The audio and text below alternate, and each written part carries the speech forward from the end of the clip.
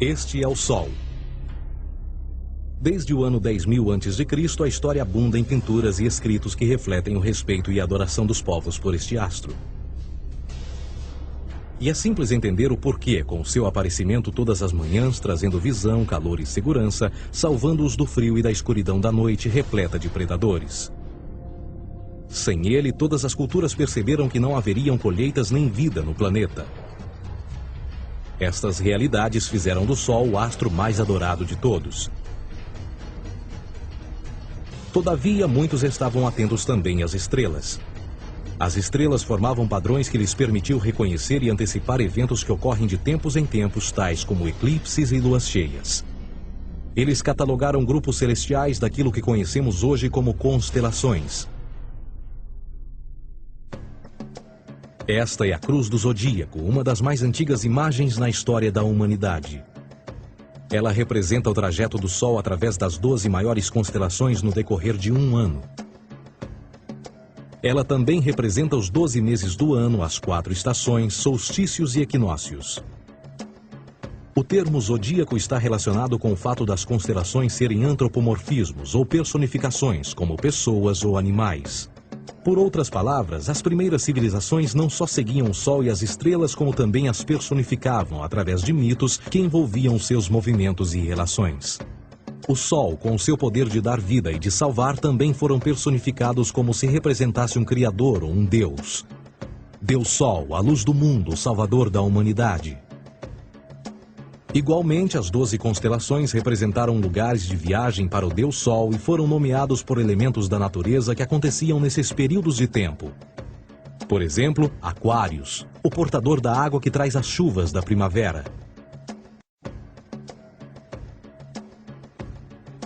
Este é Horus. Ele é o Deus Sol do Egito de 3.000 a.C. Ele é o Sol antropomorfizado e a sua vida é uma série de mitos alegóricos que envolvem o movimento do Sol no céu. Dos antigos hieróglifos egípcios conheceu-se muito sobre esse Messias solar.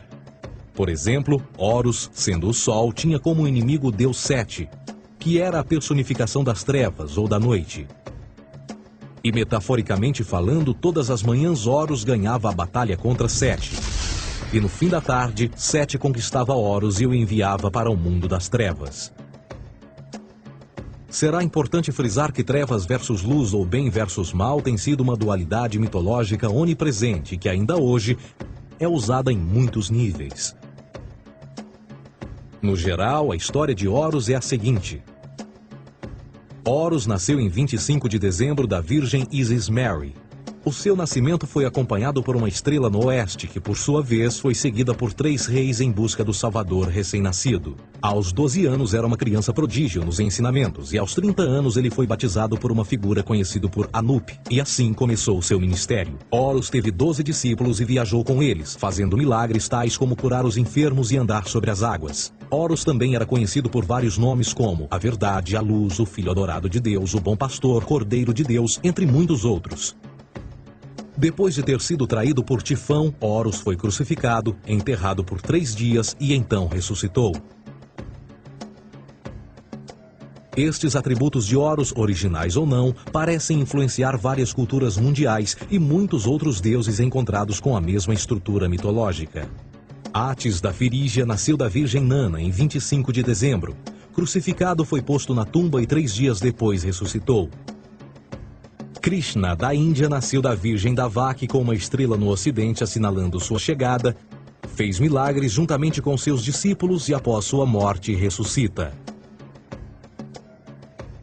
Dionísio da Grécia nasceu de uma virgem em 25 de dezembro. Foi um professor peregrino que praticou milagres como transformar água em vinho e é referenciado como Rei dos Reis, Filho unigênito de Deus, o início e o fim, entre muitas outras coisas, e após sua morte ressuscitou. Mitra da Pérsia nasceu de uma virgem em 25 de dezembro. Ele teve 12 discípulos e fazia milagres. E após sua morte foi enterrado por 3 dias e então ressuscitou. Ele também foi chamado de a Verdade, a Luz, entre outros. Curiosamente, o dia sagrado de adoração a Mitra era um domingo. O que que importa salientar é que existiram inúmeros salvadores em diferentes períodos em diversos lugares da Terra que preenchem essas mesmas características. A pergunta que não quer calar: o porquê desses atributos? Por que o nascimento de uma virgem em 25 de dezembro? Por que a morte e a ressurreição após 3 dias? Por que os 12 discípulos ou seguidores? Para descobrirmos, vamos examinar o mais recente dos Messias solares. Jesus Cristo nasceu em 25 de dezembro em Belém. Ao nascer, foi anunciado por uma estrela no ocidente que seria seguida por 3 reis magos para encontrar e adorar um novo Salvador. Tornou-se pregador aos 12 anos. Aos 30 anos foi batizado por João Batista e então iniciou seu ministério. Jesus teve 12 discípulos que viajaram com ele praticando milagres como curar doentes, andar sobre a água, ressuscitar mortos. Ele também é conhecido como Rei dos Reis, o Filho de Deus, a luz do mundo, o início e o fim, o Cordeiro de Deus, entre muitos outros. Depois de ter sido traído por seu discípulo Judas por 30 moedas de prata, ele foi crucificado, posto em uma tumba e após 3 dias ele ressuscitou e ascendeu aos céus. Em primeiro lugar, a sequência do nascimento é completamente astrológica. A estrela no ocidente é Sírius, a mais brilhante do céu noturno, que a cada 24 de dezembro se alinha com outras 3 estrelas brilhantes no cinturão de Órion. Essas 3 estrelas brilhantes são chamadas hoje, como eram na antiguidade, 3 reis, 3 Marias no Brasil e Portugal. Os 3 reis e a estrela mais brilhante, Sírius, todas apontam para o nascer do Sol em 25 de dezembro.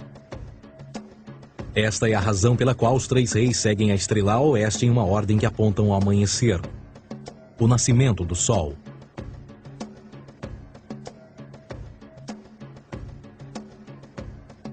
A Virgem Maria é a constelação de Virgo, também conhecida como Virgo, a Virgem. Virgo em latim significa virgem.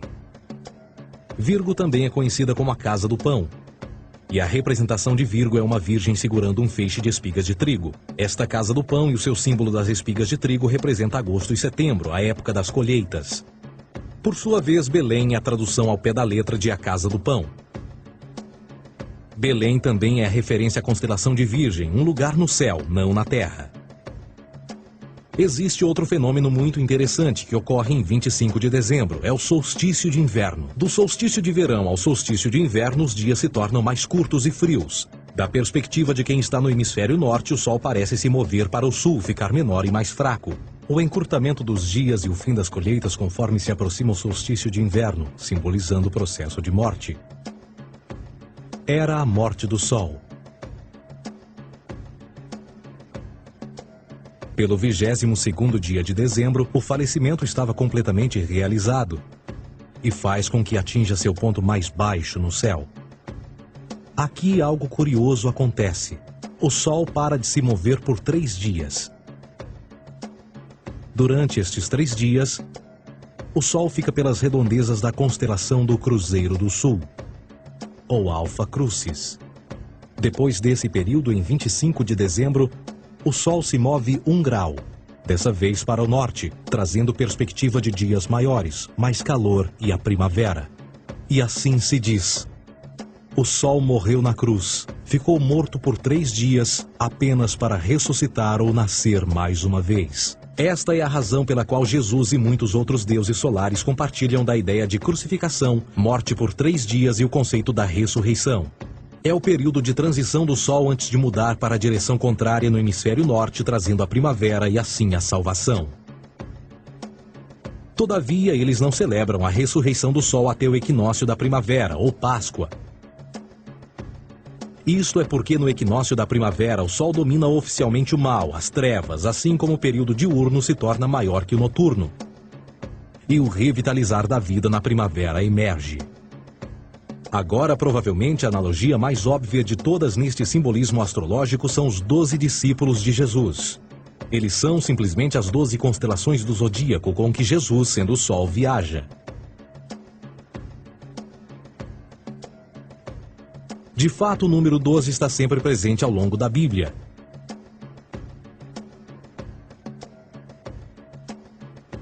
Voltando à cruz do zodíaco, o elemento figurativo da vida é o Sol.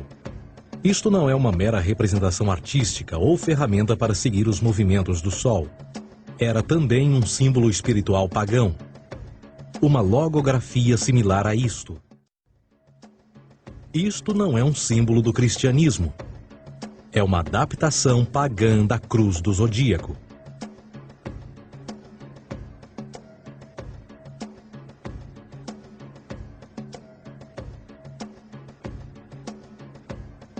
Esta é a razão pela qual Jesus, nas primeiras representações, era sempre mostrado com a sua cabeça na cruz. Jesus é o Sol, Filho de Deus, a luz do mundo.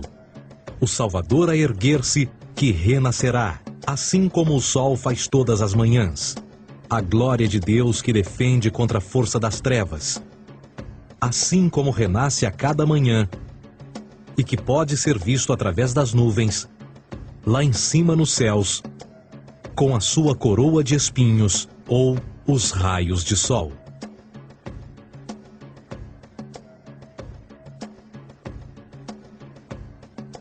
Agora, nas muitas referências astrológicas ou astronômicas na Bíblia, uma das mais importantes tem a ver com o conceito de eras. Através das Escrituras há inúmeras referências a essa era. Para compreender isto, precisamos primeiro estar familiarizados com o fenômeno da precessão dos equinócios. Os antigos egípcios, assim como outras culturas antes deles, reconheceram que aproximadamente de 2150 em 2150 anos, o nascer do Sol durante o equinócio de primavera ocorria num diferente signo do zodíaco. Isto tem a ver com a lenta oscilação angular que a Terra tem quando roda sobre o seu eixo. É chamado de precessão porque as constelações vão para trás, em vez de permanecerem no seu ciclo anual normal. O tempo que demora cada precessão através dos 12 signos é de 25.765 anos. Este ciclo completo é chamado também de Grande Ano, e algumas civilizações ancestrais sabiam disso. Referiam-se a cada ciclo 2.150 anos como Era. De 4.300 a.C. a 2.150 a.C. foi a Era de Touro. De 2.150 a.C. a 1 d.C. foi a Era de Áries. E de 1 d.C. a 2.150 d.C. é a Era de Peixes, a era que permanecemos nos dias de hoje. E por volta de 2150 entraremos na nova era, a Era de Aquários. Agora, a Bíblia refere-se por alto ao movimento simbólico durante 3 eras, quando se vislumbra já é uma quarta.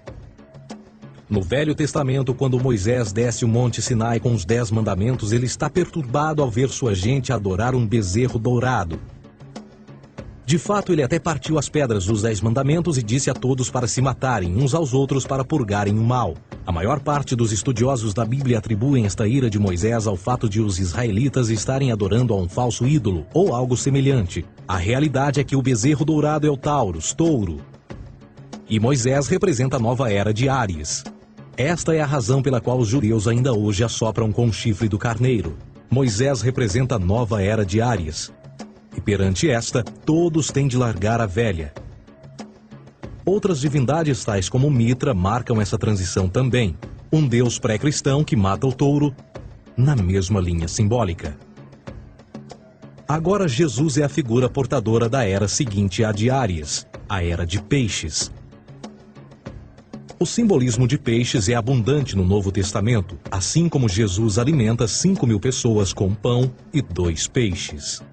No início do seu ministério, enquanto caminhava ao longo da Galileia, conhece 2 pescadores que o seguem. Agora reflita se voltar a ver um adesivo em formato de peixe escrito Jesus na traseira dos carros. Poucos sabem o que aquilo no fundo representa. É um simbolismo astrológico pagão para o reinado do Sol durante a Era de Peixes. Jesus assumiu também que a data do seu nascimento é também a data do início desta era. Em Lucas 22:10, quando Jesus é questionado se a próxima passagem será depois de ele ir embora, Jesus responde: Eis que quando entrardes na cidade, encontrareis um homem levando um cântaro de água. Segui-o até a casa em que ele entrar. Esta escritura é de longe a mais reveladora de todas as referências astrológicas. O homem que leva um cântaro de água é Aquários, o portador de água, que é sempre representado com um homem despejando uma porção de água. Ele representa a era depois de Peixes, e quando o Sol, Filho de Deus, sair da era de Peixes, Jesus, entrará na casa de Aquários, e Aquário é antes de Peixes na precessão dos equinócios. Tudo o que Jesus diz é que depois da era de Peixes chegará a era de Aquário.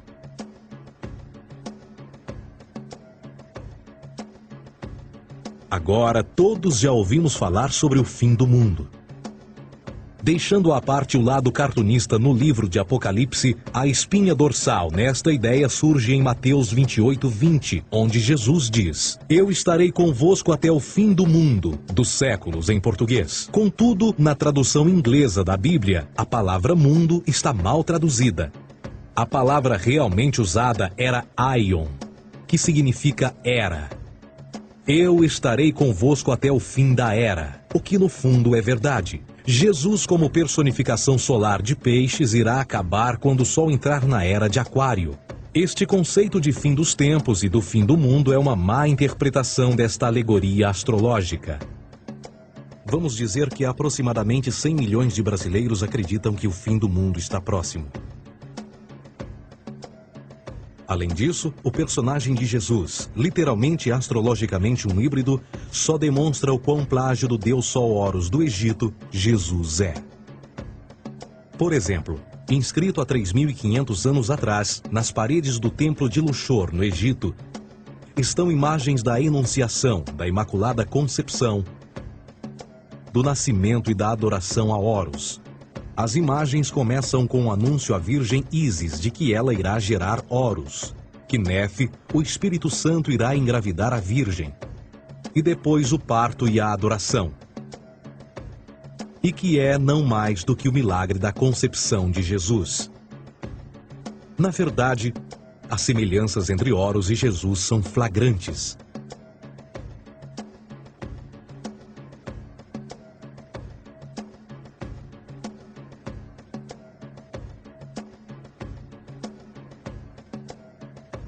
E o plágio continua. A história de Noé e da sua arca é tirada diretamente das tradições. O conceito de dilúvio é presente em todas as antigas civilizações, em mais de 200 diferentes citações em diferentes períodos e tempos. Contudo, não será preciso ir muito além da fonte pré-cristã para encontrar a epopeia de Gilgamesh, escrita em 2600 a.C. Esta história fala sobre grandes inundações ordenadas por Deus, uma arca com animais salvos e até mesmo o libertar e o retornar da pomba entram em concordância com a história bíblica, entre muitas outras semelhanças. E depois há a história plagiada de Moisés. Sobre o nascimento de Moisés, disse que ele foi colocado numa cesta de cana e lançado ao rio para evitar um infanticídio. Ele foi mais tarde salvo pela filha de um rei e criado por ela como um príncipe. Esta história do bebê numa cesta foi retirada do mito de Sargão de Acade por volta de 2250 a.C. Depois de nascer, Sargão foi posto numa cesta de rede para evitar um infanticídio e lançado ao rio. Foi depois salvo e criado por Aqui, uma esposa da realeza Acádia. Além disso, Moisés é conhecido como legislador, portador dos 10 mandamentos e da lei mosaica. Contudo, a ideia de a lei ser passada de um deus para um profeta numa montanha é também antiga. Moisés é somente um legislador numa longa linha de legisladores na história mitológica. Na Índia, Manou foi o grande legislador. Na ilha de Creta, Minos ascendeu ao monte Ida, onde Zeus lhe deu as leis sagradas. Enquanto que no Egito, Moisés tinha nas suas pedras tudo o que Deus lhe disse. E no que diz respeito a estes 10 mandamentos, foram retiradas a papel químico do feitiço 125 do Livro dos Mortos do Antigo Egito. O que é que o Livro dos Mortos dizia? Eu nunca roubei, tornou-se tu nunca roubarás. Eu nunca matei, tornou-se nunca matarás. Eu nunca menti, tornou-se nunca levantarás falsos testemunhos. E por aí adiante. A religião egípcia é, no fundo, a base fundamental para a teologia judaico-cristã. Batismo, vida após a morte, julgamento final, imaculada concepção, ressurreição, crucificação, a arca da aliança, circuncisão, salvadores, comunhão sagrada, dilúvio, Páscoa, Natal, a passagem e muitas outras coisas e atributos são ideias egípcias, nascidas muito antes do cristianismo ou judaísmo. Justin Martyr, um dos primeiros historiadores e defensores cristãos, escreveu: quando nós, cristãos, dizemos que Jesus Cristo, nosso Mestre, foi produzido sem união sexual, morreu e ressuscitou e ascendeu aos céus, nós não propomos nada de muito diferente do que aqueles que propõem e acreditam tal como nós, nos filhos de Júpiter. Numa escrita diferente, Justin Martyr diz: ele nasceu de uma virgem. Aceite isto em comum com o que você acredita dos Perseus. É óbvio que Justin e outros cristãos cedo souberam como o cristianismo era semelhante a outras religiões pagãs. Contudo, Justin tinha uma solução. Para além de tudo o que sabemos, o diabo era em quem mandava. O diabo teve a ambição de chegar primeiro que o Cristo e criou essas características para o mundo pagão. Fundamentalist Christianity, fascinating. These people actually believe the world is 12,000 years old. Swear to God. I actually asked one of these guys, okay, dinosaur fossils. He says, dinosaur fossils? God put those here to test our faith.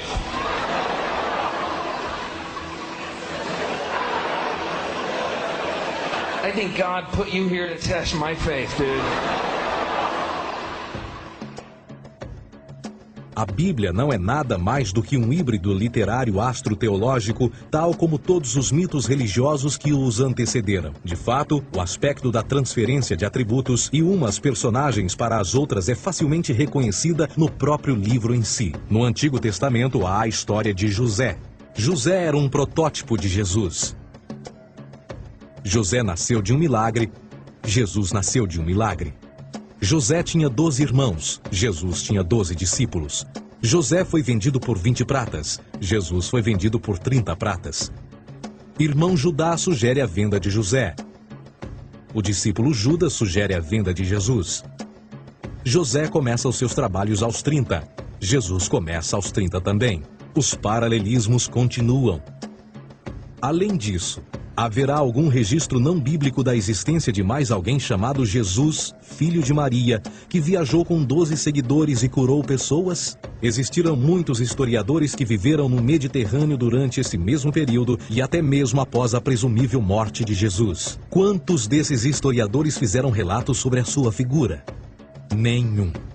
Porém, para sermos justos, não significa que os defensores da existência de Jesus nunca tenham reclamado o contrário. São particularmente 4 referidos como pioneiros sobre a teoria da existência de Jesus: Plínio o Jovem, Suetônio e Tácito. Cada uma das suas máximas consiste apenas em algumas frases em que, na melhor das hipóteses, se refere a Christus ou Cristo, e que na realidade não é um nome, mas sim uma titulação. A 4ª fonte é Joséfo, cujos documentos ficou provado terem sido falsificados séculos atrás e, para infortúnio da humanidade, por muitos ainda visto como verdadeiros. Poderá alguém ter se aproveitado das ideias renascer dos mortos, a ascensão ao reino dos céus e a prática de milagres e que a partir daí tenha começado a surgir nos registros históricos? Não, porque uma vez pesadas as evidências, há grandes probabilidades da figura conhecida como Jesus nunca sequer ter existido.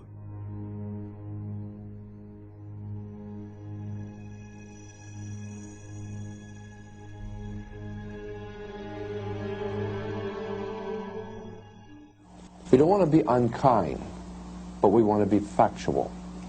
We don't want to cause hurt feelings, but we want to be academically correct in what we understand and know to be true. Christianity just is not based on truth.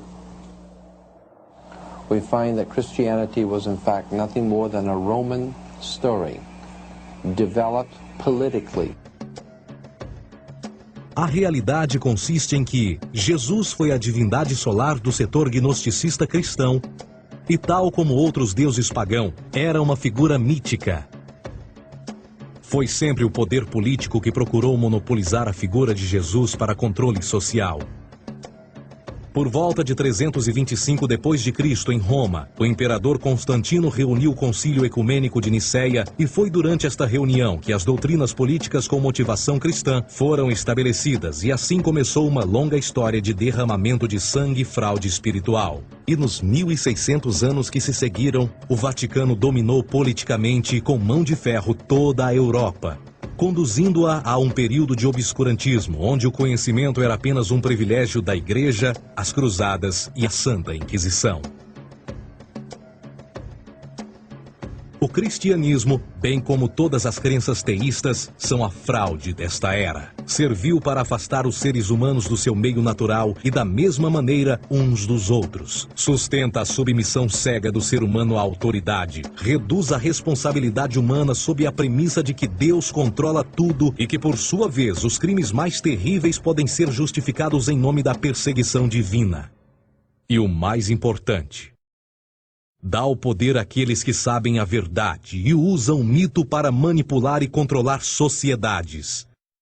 O mito religioso é o mais poderoso dispositivo já criado e serve como base psicológica para que outros mitos floresçam ou justifiquem.